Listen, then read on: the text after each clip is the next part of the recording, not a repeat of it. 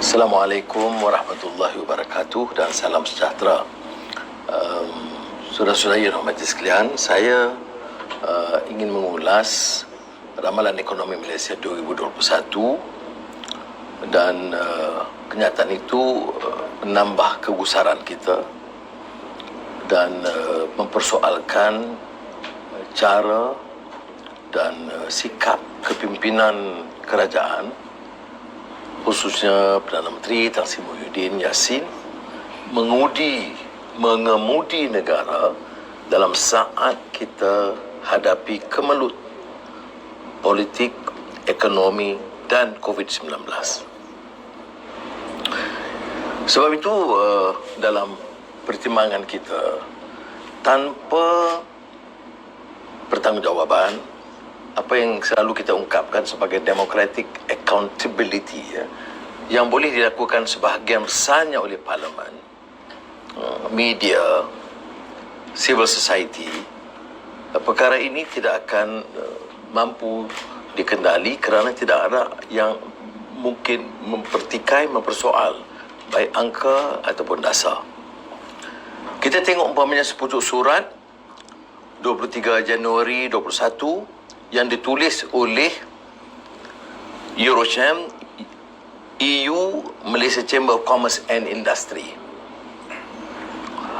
Mereka menyatakan tentang hasrat kerajaan untuk meneruskan ataupun dengan keputusan menutup atau sekatan penuh selepas 4 Februari. Surat itu menunjukkan pada satu mesyuarat bertarikh 22 Januari lalu di Kementerian Perdagangan Antarabangsa dan Industri. Dan kerana apa? Kerana dikenal pasti sektor utama yang menyebabkan penularan wabak COVID-19 adalah sektor pembuatan. Nah, kalau ini yang menjadi pertimbangan kerajaan, maka mengapa harus ditetapkan PKP itu menyeluruh di kawasan yang tak terlibat? Itu yang pertama. Keduanya, kalau ini berlaku dan dikenal pasti, dan mengapa kluster ini tidak diberikan tumpuan untuk tindakan yang tegas untuk beberapa ketika. Menutup sepanjang ketika itu menyebabkan pengangguran, hasil pengeluaran negara, produktiviti semua terkesan dan terjejas. Saya tidak mengusulkan begitu kerana saya menyerahkan kepada kepakaran terutama bidang kesihatan untuk menentukan bagaimana langkah yang paling berkesan yang dapat dikendalikan.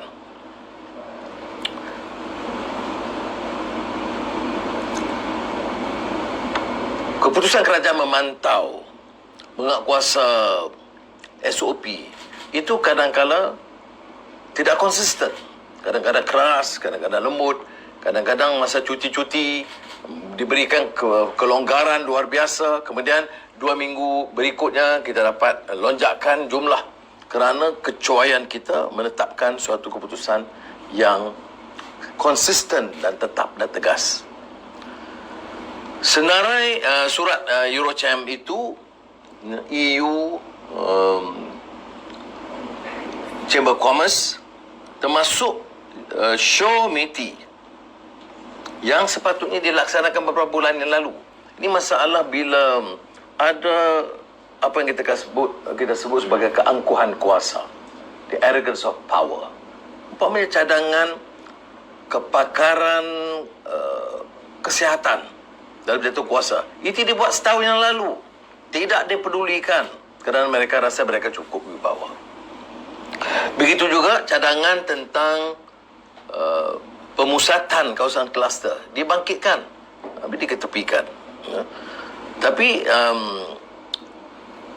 ia hanya mengesahkan sekarang bahawa apa yang dilakukan, walaupun kita tak dapat nafikan beberapa ciri atau tindakan positif yang saya akui, baik dari segi penambahan peruntukan, penambahan jumlah staf, dan beberapa langkah-langkah termasuk PKP dan langkah-langkah keselamatan lainnya itu membantu, tetapi kerana tidak ada kenyataan yang tegas, jelas, menyebabkan orang lebih resah.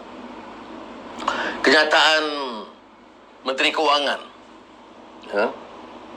sejak 22 Januari itu memang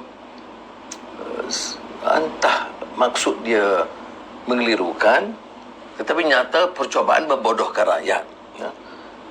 Sentiasa ulang kenyataan bahawa ekonomi ini Malaysia menjadi tarikan. Kita tahu jumlah pelaburan asing di ASEAN yang bertambah, terutama ke Indonesia, Vietnam dan juga ke Thailand. Malaysia dan Singapura, Malaysia dapat dari satu kajian 5% sahaja. Tetapi Menteri Kewangan kata kita masih merupakan destinasi pelaburan yang paling menarik.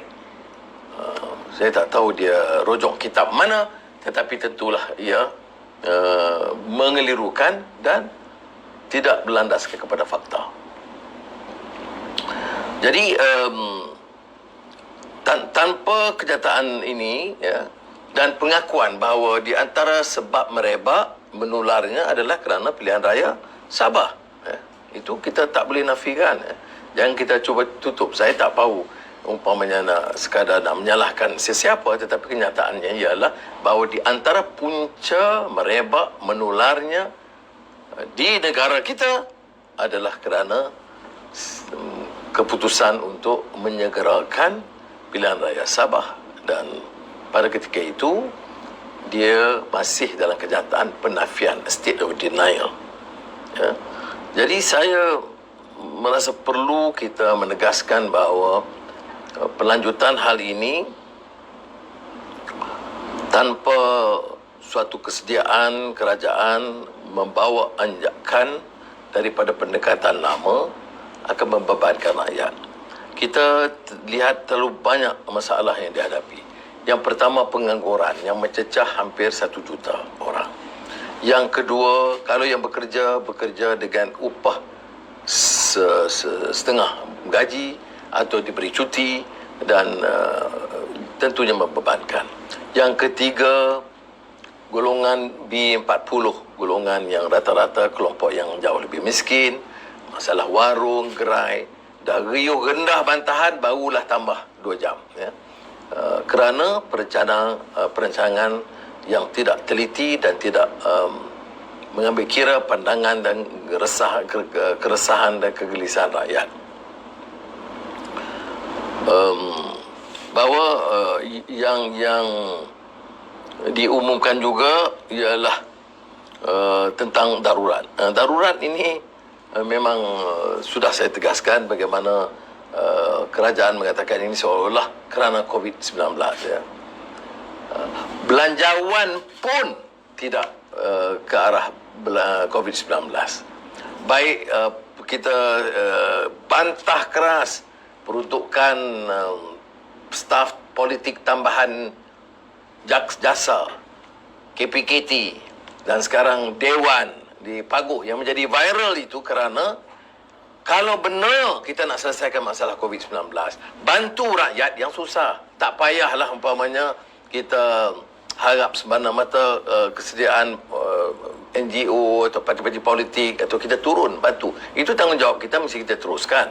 Tetapi mengapa ratusan juta ini boleh bocor dan boleh dialihkan dalam keadaan rakyat susah? Jadi oleh demikian kita syukur alhamdulillah kerana majoriti ahli parlimen dari kedua-dua pihak, perbankan dan kerajaan, telah secara bertulis mengutuskan warkah untuk pertimbangan kebahaduli yang mahmulia yang di-Pertuan Agong. Kerajaan belum menjawab, tetapi hanya memberikan suatu analisa, tanggapan bahawa seolah-olah kita pertikai keputusan Agung. Ini pun suatu helah, tidak jawab soalan, tetapi cuma nak berselindung di balik di sebalik istana negara. Itu saya jelaskan dalam warkah saya kepada Yang Pertuan Agong, mungkin saya jelaskan, mohon ihsan dan kebijaksanaan. Hari ini saya bercadang untuk mengeluarkan fail affidavit di mahkamah untuk membantah keputusan menggantung Parlimen kerana ada hujah perlembagaan yang membolehkan Parlimen bersidang sementara darurat dijalankan. Jadi untuk fail ini saya tidak sentuh soal darurat kerana soal darurat telah kita kebukakan untuk pertimbangan Yang di-Pertuan Agong, yang kita akan failkan hanya untuk sidang Parlimen. Jadi untuk dia juga tidak memberi ruang kepada orang-orang yang cuba cari helah alih pandangan supaya kononnya kita ini nak bertelagah atau bercanggah dengan keputusan Duli Yang Maha Mulia Yang di-Pertuan Agong. Saya percaya pihak istana akan juga dapat meneliti dan tidak mudah untuk dipermainkan dalam simpang siur dan sepak terjang politik. Itu jangan dicampur keputusan dan kebijakan serta kebijaksanaan istana. Terima kasih.